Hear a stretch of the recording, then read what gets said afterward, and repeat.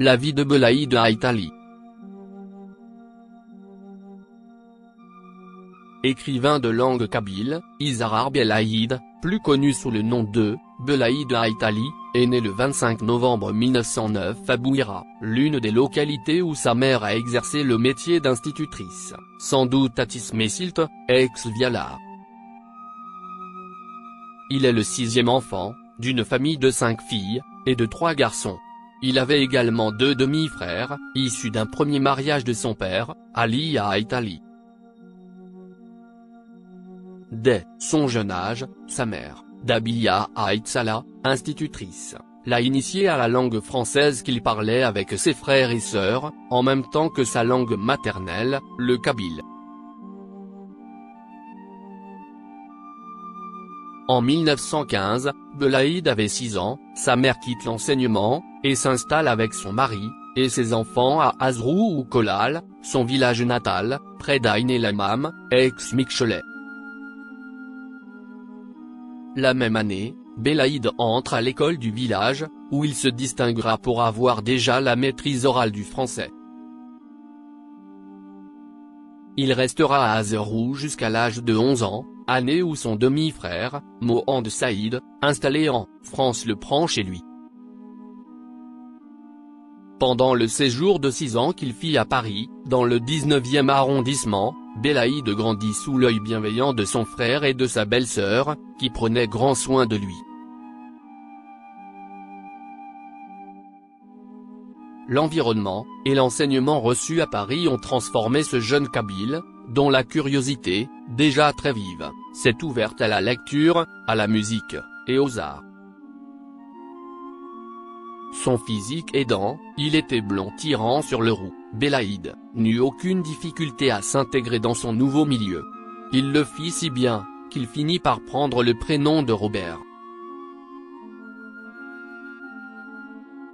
En 1925, après la mort de son père, il regagne Azrou. Il avait 16 ans, c'était un jeune adolescent plein de vie. Sa mère s'empressa de le marier avec Fatma Haït Saadi, du village voisin de Taskenfoot. Mais Belaïd n'était pas prêt au mariage. Il délaissa vite sa femme, beaucoup plus âgée que lui, pour fréquenter ses copains de jeu, et divorça. Le service militaire arriva très vite. Il fut incorporé en 1929, au 3e régiment du génie, à Alger. Ses supérieurs ayant remarqué son intelligence, lui proposèrent de suivre la formation de sergent. Plus tard il fut nommé sergent-chef. Pendant son service militaire, à l'occasion des permissions, il fréquenta une jeune fille française. Celle-ci le présenta même à ses parents, qui furent d'abord ravis. Un peu plus tard, elle s'aperçut que derrière Robert se cachait Belaïd, elle mit fin brusquement à leur liaison. Cette rupture fut mal vécue par Belaïd, qui prit conscience de sa double personnalité. Le service militaire terminé, Belaïd tente sa chance en métropole, pour trouver un emploi autre que celui d'ouvrière agricole, qui l'attendait à Azrou. Il y exercera plusieurs métiers, et fut notamment ouvrier d'usine. Il consacrait son temps, et son argent à l'achat de livres, et s'adonnait à la lecture de divers auteurs, de toutes disciplines. Vers 1934, il regagne Azrou. C'est un jeune homme expérimenté, et mûr qui retrouve sa mère, ses frères, et sœurs. Il charge sa mère, et ses sœurs de lui trouver sa future épouse. Son choix se porte sur une fille du village, Fatima Aïcha Aban. Le couple est installé dans une chambre du rez-de-chaussée de la maison familiale. Ce mariage, voulu par Belaïd, et accepté par sa mère, allait vite tourner au cauchemar pour le couple. La vieille institutrice en retraite devenait de plus en plus difficile, exigeante, et insupportable pour ses belles-filles. Le cadet de Belaïd, Tayeb, en faisait une amère expérience. il en était déjà à son deuxième mariage. Bientôt, Belaïd est pris dans l'engrenage des disputes, devenues quotidiennes entre sa mère et sa femme qu'il commençait juste à connaître. Leurs relations vont vite s'envenimer. La naissance d'un garçon, Ramdan, va atténuer pendant quelques semaines la tension qui régnait à la maison. Mais ce n'était qu'une pause. Belaïd, sans travail, avait intérêt à rester chez sa mère, qu'il adorait par ailleurs. Alors que sa femme souhaitait échapper à la tyrannie de sa belle-mère, en créant son propre foyer. Dabiya, dont les ressources financières s'amenuisaient chaque mois, appliquait un régime de restriction sévère à sa belle-fille. La situation devint explosive. Finalement, Fatima céda, et rejoignit sa mère à Alger, avec son enfant. Cette séparation allait secouer durement Belaïd. Il perdait d'un coup sa femme, son fils, et l'estime de sa mère. Cet événement va déclencher le processus de déstabilisation de Belaïd. Aussi il décide de rejoindre la France. Là il retrouve sa sœur aînée Fatima, installée à Saint-Denis, avec son mari Louna Saïtaïssa. Mais son demi-frère Mohand Saïd était alors au Maroc, où il occupait un poste important dans un ministère. Il va le rejoindre mais n'y restera pas longtemps. Il revient en France, trouve du travail mais le moral est brisé. Il se met à boire pour oublier ses problèmes familiaux.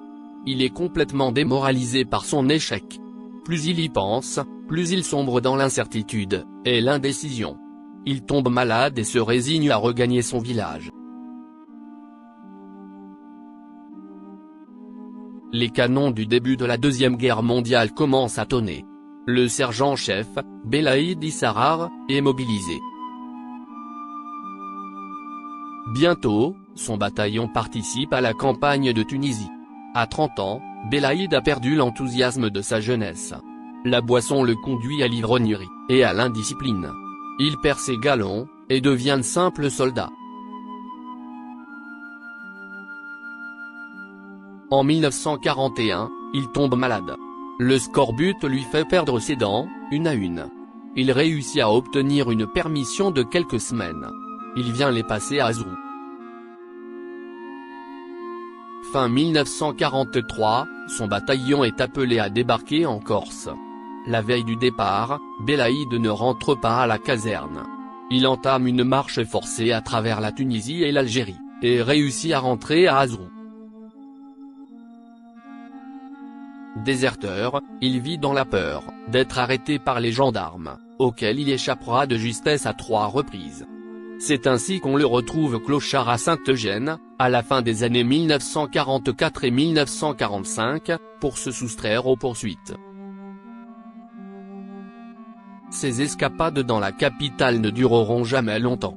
Azrou constituera son refuge jusqu'au début de l'année 1947, où il quitte son village, pour chercher un peu de réconfort auprès de son frère Mohand Saïd. Il le rejoindra, on ne sait par quel moyen, au Maroc. Mohand Saïd comprend vite que son frère n'est plus fréquentable.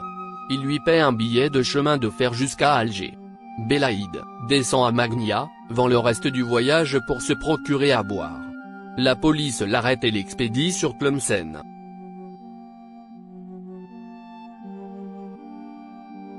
Épuisé, malade, il est hospitalisé. Les médecins décèlent une tuberculose avancée et l'envoient à l'hôpital d'Oran. De là, il sera transféré à Saint-Denis-du-Sigue, revient à Oran, puis sera transféré au pavillon des incurables de l'hôpital de Mascara, où il mourut. Le père de Gisèle, l'ami de Belaïd, reçut le 12 mai 1950, un télégramme du directeur de l'hôpital, annonçant sa mort.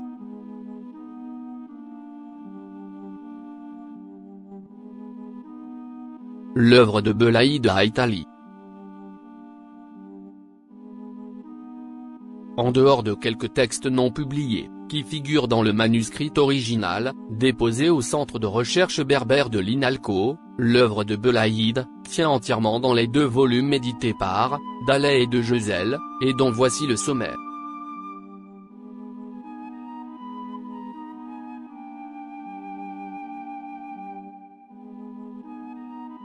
« 1. Conte. L'ogre. Le caillou qui parle. Aubépin. Le hérisson et le chacal. Le riche et le pauvre. La vache des orphelins. Le saint homme de la montagne. Le meilleur et le pire. Ce que l'on sème. Des histoires que l'on raconte.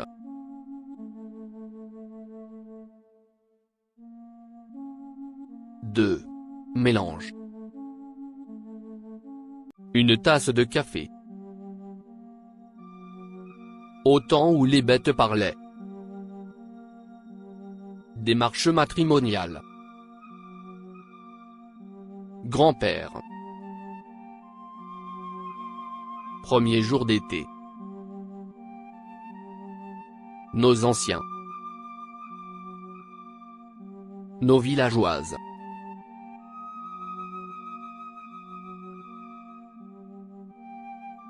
Trois. Choix de poèmes.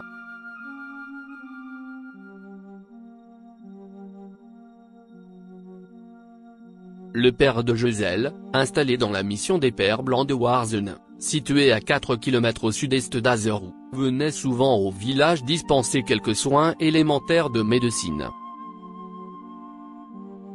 À chacun de ces passages, il aimait échanger quelques amabilités avec l'ex-institutrice en retraite, Dabia Aïtsala. Pendant son séjour forcé à Azerou, Belaïd fit la connaissance du père. Celui-ci, dès les premiers échanges, se rendit compte qu'il avait affaire à un homme intelligent et exceptionnel. Au début de l'année 1945, il propose à Belaïd d'écrire des contes kabyles en langue kabyle. Motivé par quelques pièces, mais aussi par l'aide matérielle que le père lui apportait, il se met, sans conviction, d'abord, à écrire le conte d'Aubépin. Mais très vite, il découvre la profondeur de la culture berbère, et emploie toute son ardeur à composer dans sa langue. Son œuvre va au-delà de la transcription des quelques contes qu'on lui demandait au début. Il s'attacha à les remanier, en leur donnant une dimension nouvelle. Son œuvre va au-delà de la transcription des quelques contes qu'on lui demandait au début. Il s'attacha à les remanier, en leur donnant une dimension nouvelle. Il a su leur insuffler une âme, en introduisant le conteur à l'intérieur même du récit. Ainsi, le fait de nommer, et de situer les principaux personnages, contribue à renforcer l'intérêt du lecteur. Mais les contes ne sont qu'une partie de son œuvre, il en a écrit 5. Belaïd s'attaque très vite à décrire la société kabyle à travers 2 grandes fresques. Les démarches matrimoniales, où, s'appuyant sur l'histoire réelle qu'a vécue un de ses proches, il décrit avec précision et humour les relations entre les principaux protagonistes, pour la conclusion d'un mariage.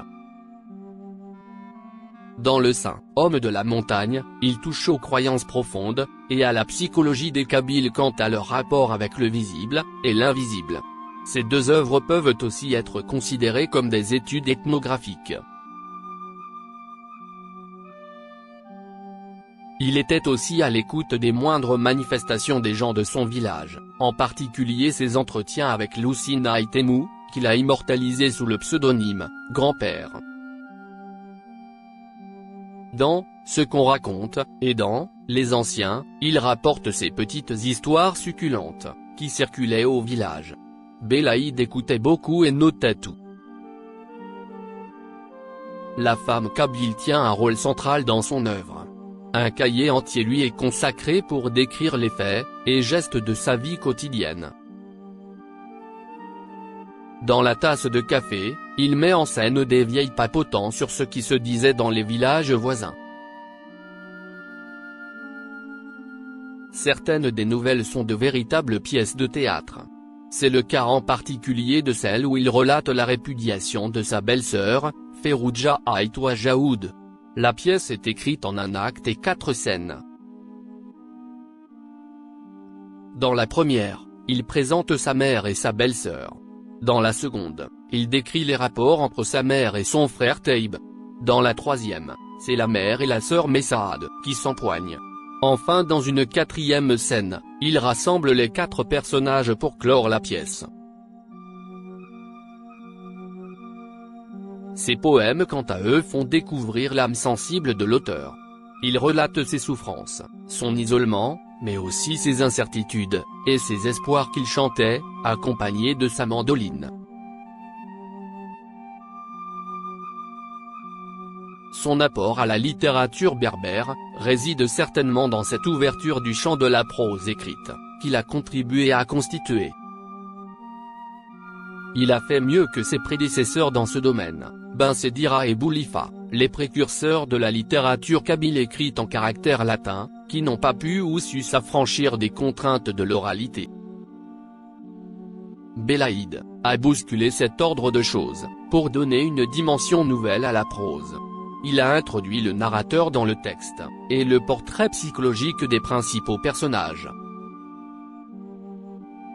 Son sens de l'observation, il était aussi peintre, lui a permis de saisir, et de croquer les traits des visages et les attitudes de ses personnages. Aussi, doit-on considérer Belaïd comme le véritable fondateur de la littérature kabyle écrite.